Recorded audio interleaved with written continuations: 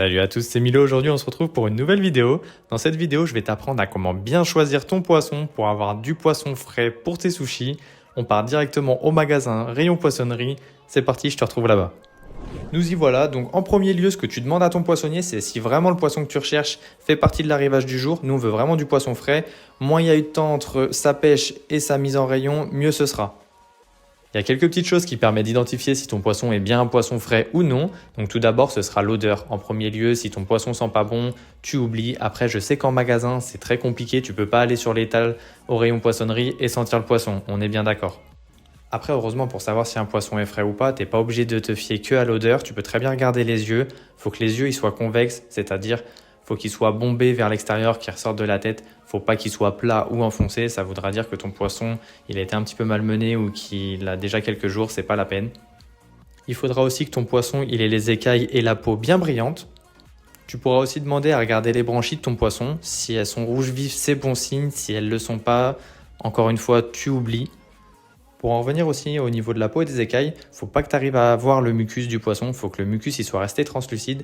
C'est la substance qui lui permet de se protéger durant toute sa vie. Donc si tu en vois, c'est pas bon signe, c'est soit qu'il a été trop stressé ou tout simplement qu'il est malade. Donc ce poisson-là, on va éviter.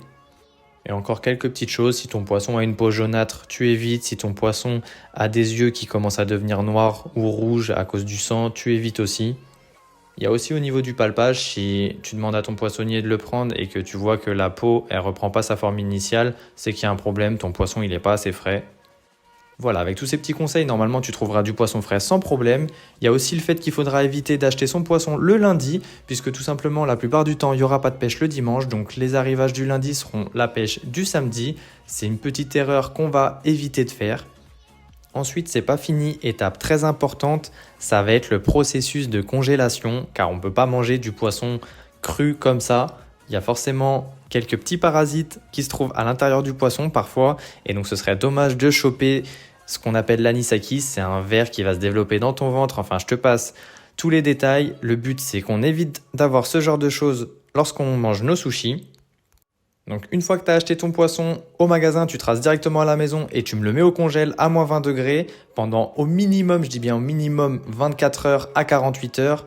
Et ensuite, une fois que tu veux le ressortir pour le décongeler, tu le décongèles bien au frigo et tu le mets dans la partie la plus froide du frigo, donc c'est-à-dire juste au-dessus du bac à légumes. Il y aura certaines personnes aussi qui vous diront que si votre poisson est un poisson d'élevage, il n'y aura pas forcément besoin de passer par ce processus de congélation.